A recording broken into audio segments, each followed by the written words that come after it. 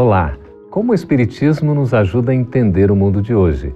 É isso que o nosso programa pretende mostrar em conversa com estudiosos do Espiritismo. E o tema de hoje é o despertar da mediunidade. Prepare-se, Entre Dois Mundos está começando agora.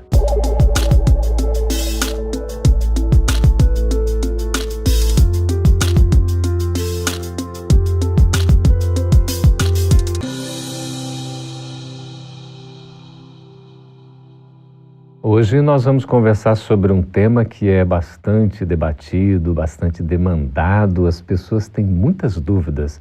É sobre a mediunidade, sobretudo o despertar da mediunidade. Para conversar sobre esse assunto, estamos recebendo aqui nos estúdios da FEB TV em Brasília, os nossos queridos trabalhadores da Federação Espírita Brasileira nessa área da mediunidade, a Fabiane Duarte. Muito bem, seja bem-vinda. Prazer estar aqui, obrigada. Satisfação também, o Xará Geraldo Kem, também trabalhador aí da área da mediunidade, seja bem-vindo. Obrigado pelo convite mais uma vez.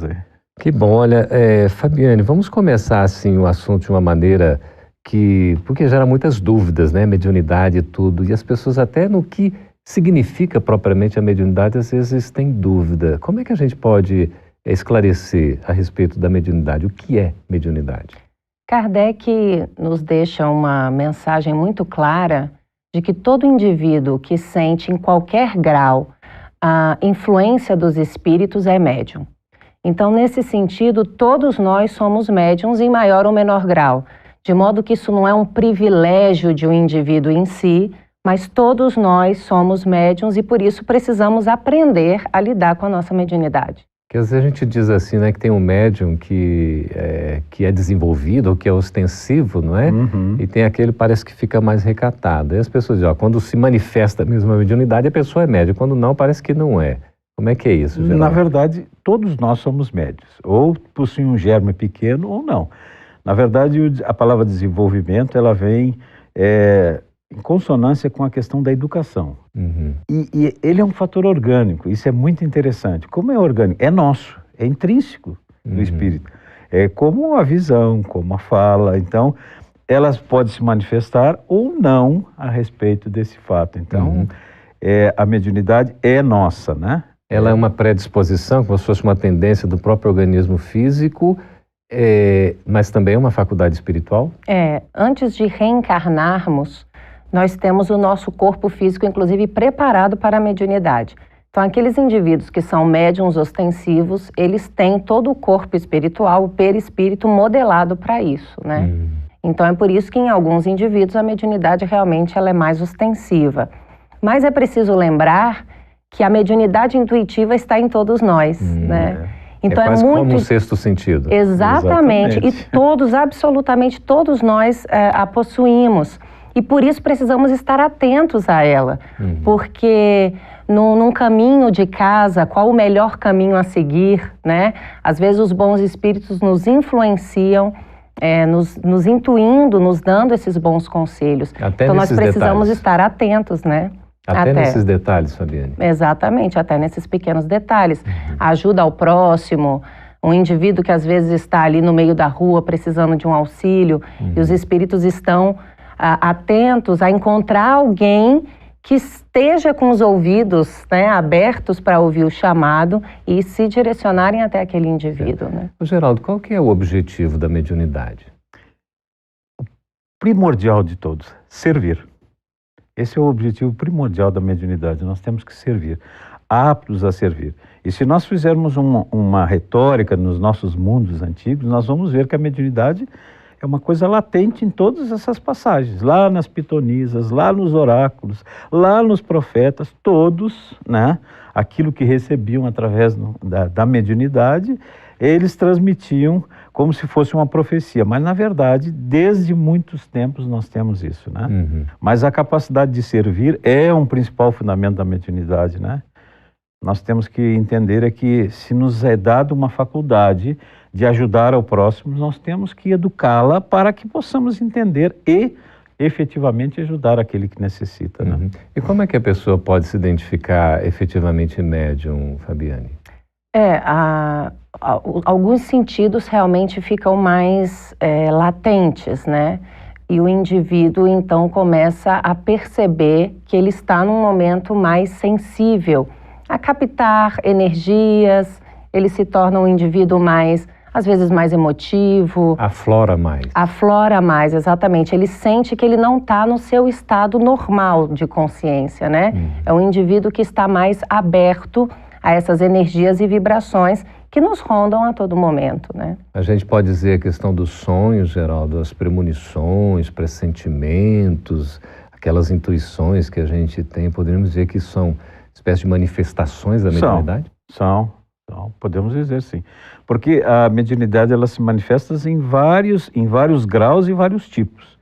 O sono em si é muito interessante, que é o refazimento do nosso corpo físico. Mas o sonho é um estado de emancipação da alma. A nossa alma não dorme, ela não descansa, ela vai trabalhar mesmo que o corpo físico esteja. Então, essa questão do sonho é muito interessante, porque nós vamos muitas vezes para lugares e não temos uma explicação plausível, mas é o nosso espírito que continua trabalhando.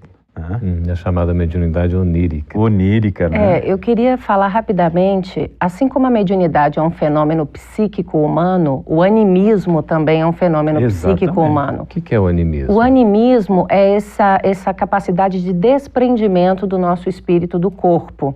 E isso se dá muito corriqueiramente e realmente no momento do sono, né?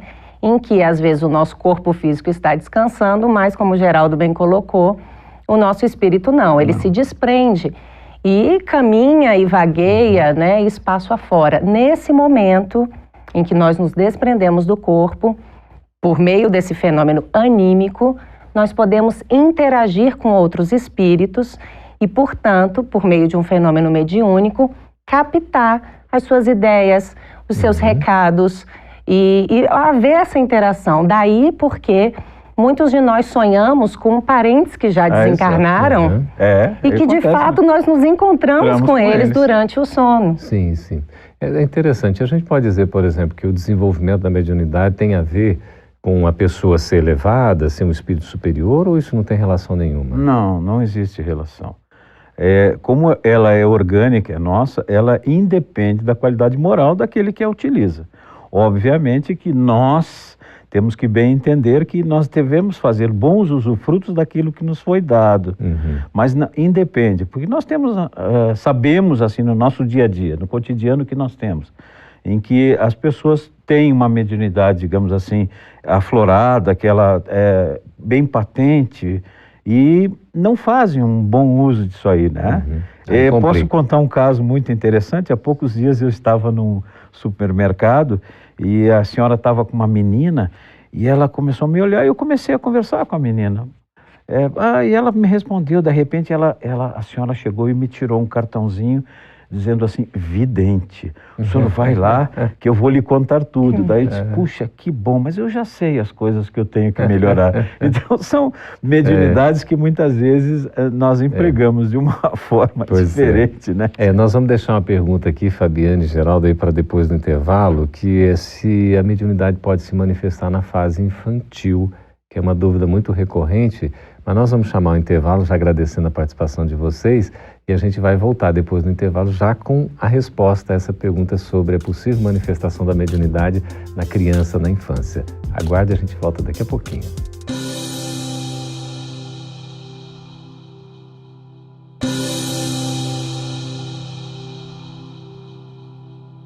Estamos de volta com Entre Dois Mundos, conversando a respeito do despertar da mediunidade. E é uma dúvida muito recorrente, né, Geraldo, Fabiane, sobre a mediunidade na fase infantil.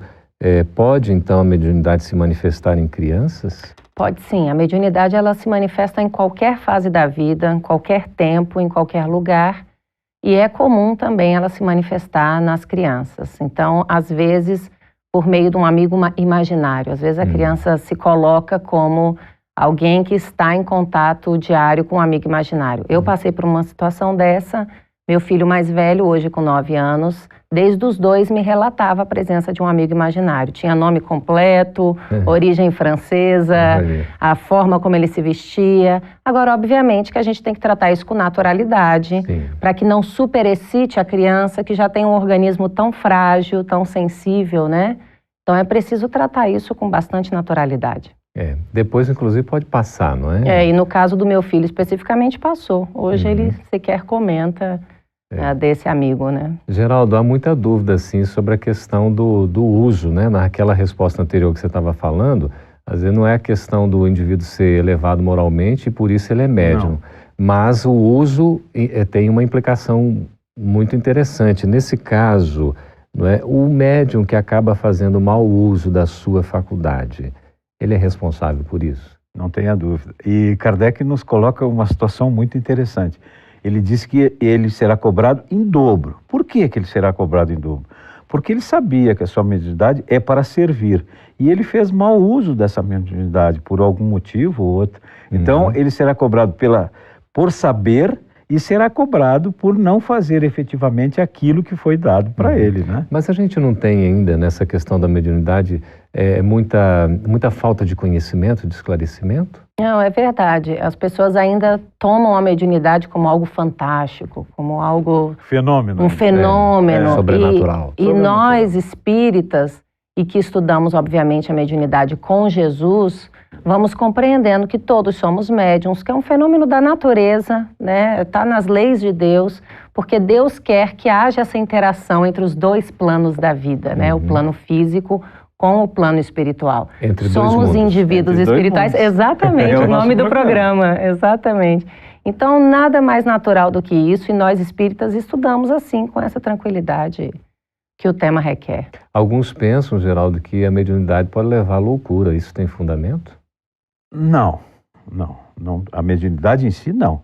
Se a pessoa tem algum germe, já que leva um sistema patológico que leva ela a ter algumas coisas sobre a loucura, ela pode recorrer realmente e se tornar uma pessoa com problemas mentais. Agora, a mediunidade em si, não. Muito antes, pelo contrário. Se nós fizermos uma retórica bem próxima aqui, fazermos uma antivisão, os hospitais de doentes mentais até há pouco tempo eram de doentes mentais que eram as pessoas jogadas lá com problemas psíquicos de loucura. Grande parte desses hospitais foram geridos por espíritos, porque compreendiam que não era só um problema psicológico mental, era um problema do quê? Componente espiritual. Companhia espiritual. E muitos desses irmãos foram curados. Eu tenho um caso na minha família que isso aconteceu. Quer dizer, a visão espiritual, nesse caso, ajuda muito na terapia, né? Na terapêutica. É um complemento importantíssimo. Não tenha o indivíduo que está passando por essas dificuldades, ele precisa buscar um tratamento psicológico, um tratamento médico-psiquiátrico e também um tratamento espiritual, por meio de ajuda dos grupos espíritas, das casas espíritas, com passe, assistindo palestras, porque normalmente há realmente espíritos ali próximo que estão causando um tumulto e que precisam ser esclarecidos. Muitas vezes são apenas espíritos sofredores em busca de um apoio, de um esclarecimento. Fabiane, a gente poderia dizer que o médium, ele já vem com uma missão assim, já definida, predestinada de ajudar o próximo? Eu prefiro acreditar que sim, porque já que a mediunidade é um instrumento para Jesus, né, nós vamos compreendendo essa interação entre os dois mundos e que é possível esse auxílio do plano físico para com o plano espiritual. Então, realmente o médium é um missionário no sentido de que ele precisa utilizar o seu instrumento a favor do próximo, especialmente do desencarnado sofredor que chega até ele, que o busca. A gente acaba tendo aí muito desvirtuamento, não, Geraldo, nesse sentido? Quer dizer, missionário, acha que é missionário e acaba... Não. Ela é nos facultada para todos. Eu gostaria só de voltar exatamente, eu tenho um termo que eu uso muito, que é um termo bem popular, a mediunidade dada para nós é uma bênção, é como se fosse uma oportunidade, uma colher de chá. Olha, você tem uma oportunidade de fazer o bem. Resgatar as coisas que muitas vezes deixamos lá para trás, né, que vem essa necessidade. Então, servir, fazer o bem, acolher aqueles que necessitam. Nós estamos nesse processo sendo ajudados a nós mesmos. Isso é muito importante a gente entender a mediunidade nesse sentido, né? Há muitos tipos de médiuns, né, de mediunidades. Uma curiosidade que se tem é quanto ao médium curador, aquele que é intermediário da cura, né, permite que se realize a cura, assistência aos outros. Nesse caso, o médium, ele acaba transmitindo um fluido que vem dos espíritos para se permitir essa cura? Como é que isso funciona? O médium curador, ele naturalmente ele possui o seu próprio fluido magnético, né? Todos nós possuímos o fluido magnético, o fluido vital. E ele, o médium curador, por meio dessa interação, dessa sua mediunidade, ele consegue potencializar esse fluido. Então ele transfere, ele transmite para as outras pessoas, de modo que elas realmente se curam sem o auxílio de medicamento, nada disso, apenas pela imposição das mãos, um gesto, um olhar, né? Jesus era um extraordinário médium curador, né? Pela ação magnética que era muito importante, né? E a concorrência, quando a gente, no caso do médium curador, especificamente, são pessoas predispostas a ajudar os outros, a curar os outros, né? Mas elas recebem, além da ação magnética pessoal, intrínseca do espírito, a espiritualidade toda que nos envolve, que nós somos influenciados pela espiritualidade que está junto de nós, né? E o meio em que o próprio médium vive, acaba exercendo também uma influência, Geraldo? Geraldo, isso é um assunto atualíssimo que poderíamos conversar muito. Nós estamos vivendo a influência do meio muito grande em todas as nossas atitudes. E nós temos que ver que essa psicosfera que nos envolve, elas nos cercam os pensamentos que nós temos. Falava há pouco com a Fabiane, um livro da FEB aqui, que é Jesus de Nazaré, ele faz uma colocação que Jesus nos colocou a justiça e a benevolência. Nós muitas vezes queremos a benevolência para nós e a justiça para os outros. Costumamos julgar. Então, essa questão do meio nos influencia. Nós temos que não absorver as coisas do meio, nos sentir incluído e tentar solucionar. Porque são muitas coisas que nos cercam, né? Os espíritos que nos cercam, as atitudes que nos cercam, o nosso dia a dia influencia nas nossas atitudes. Muita consciência, muita paz, muita serenidade naquilo, nas atitudes que tomamos sempre. É muito importante destacar que vamos atrair os espíritos conforme a nossa sintonia. Não tenha dúvida. Então, se estamos bem sintonizados, os espíritos que irão se aproximar serão bons espíritos.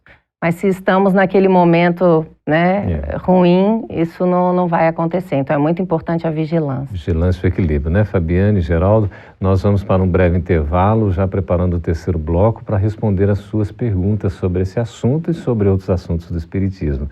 Fique aí, a gente volta daqui a pouquinho.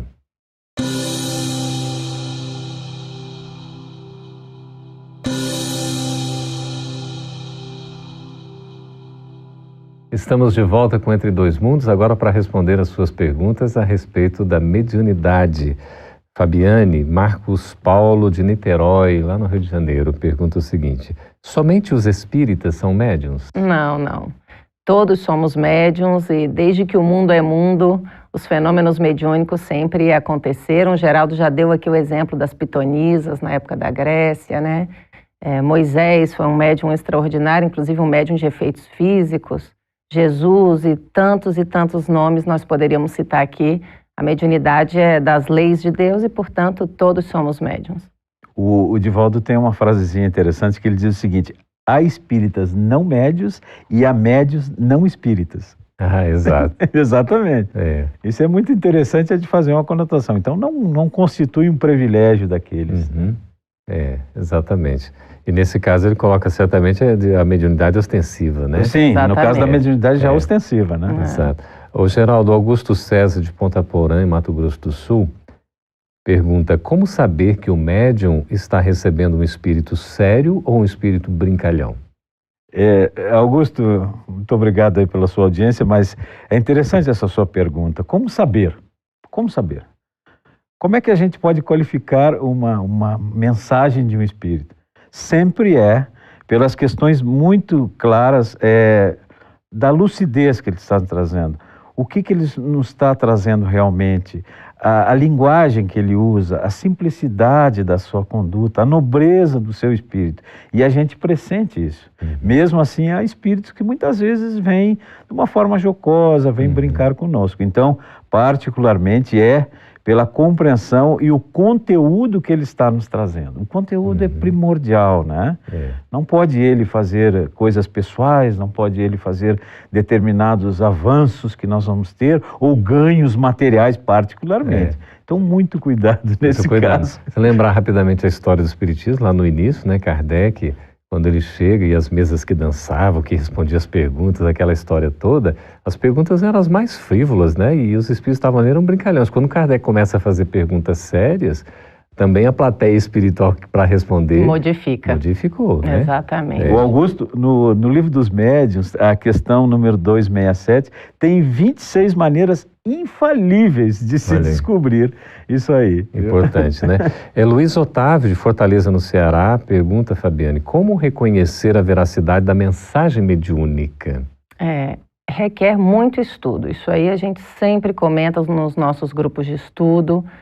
É preciso estudar muito, porque às vezes o indivíduo, o espírito, ele se passa por outros, né? Por outros espíritos. Então, é preciso que a gente também conheça a personalidade do verdadeiro espírito comunicante, exatamente. Então requer um estudo sério, profundo, não é algo simples. Né? E uma coisa muito interessante, muitas vezes julgamos a mensagem pelo autor. Exatamente.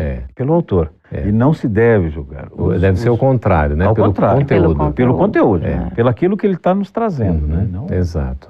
Bom, a Mara Matos, de Brasília, pergunta, Geraldo, os médiuns são pessoas mais assistidas do que as demais pessoas? Não são. Mas veja bem, Mara, a mediunidade é uma proposta que nós temos para servir alguém.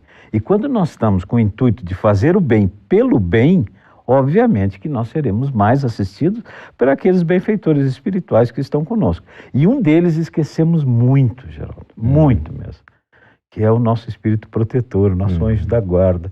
Como esquecemos? Ele nos intui, ele nos influencia diariamente, mas muito pouco ouvimos desse irmão que está junto de nós, né?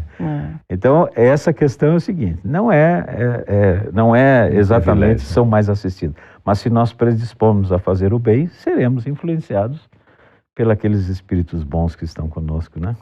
Aí entra a vontade, a perseverança, né? Não tenha dúvida. André Alves, ela pergunta por e-mail, Fabiane, a mediunidade pode ser uma obsessão? Não, a mediunidade não é uma obsessão, já vimos o que é a mediunidade, e a obsessão, ela é a presença constante de um espírito sofredor junto a um médium, né? Então, nesse aspecto, especialmente no início da mediunidade, na eclosão da mediunidade, em que o médium está mais sensível a esses novos componentes, né? Ele sai do seu estado normal e às vezes somatiza, inclusive, trazendo alguns efeitos até para o corpo físico. Então é um momento que às vezes ele acha que ele está obsidiado, que ele está na presença constante de espíritos desequilibrados. Mas a partir do momento em que ele estuda, em que ele se equilibra, né, que se começa um desenvolvimento mediúnico, isso também vai se acalmando, né? Aqui entendendo ou fazendo a pergunta de um jeito diferente, a gente poderia dizer que a obsessão acaba se manifestando pela mediunidade? Aí sim, certamente que sim.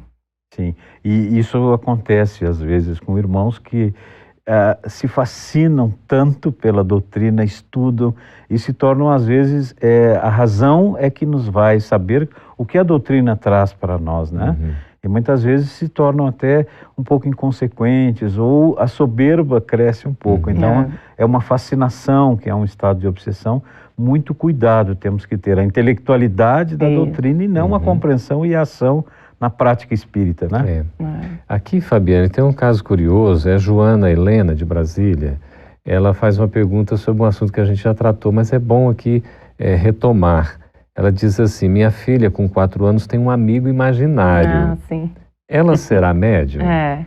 As crianças naturalmente, né, até ali em torno dos 7 anos, André Luiz nos relata isso com muita propriedade, a criança naturalmente ela está mais aberta para o campo espiritual, né? Porque acabou de vir, né? Acabou de reencarnar. Está mais próximo de lá do que de cá. Está mais próxima de lá do que de cá. A gente brinca assim, né? A sua formação ainda está no processo, exatamente. Né? Então, naturalmente, ela tem esse campo, né, mais aberto, mas realmente, primeiro que a gente não pode dizer que sempre é um espírito. É possível também que seja uma imaginação da criança, uma superexcitação, uma forma que ela trata os desenhos que ela assiste, enfim. Mas também pode ser mediunidade e é preciso tratar isso com naturalidade. Uhum. E isso é interessante porque os amigos imaginários, né, eles são naturais, não são obrigatórios, né? Uhum. Mas essa questão dos amigos são muitos.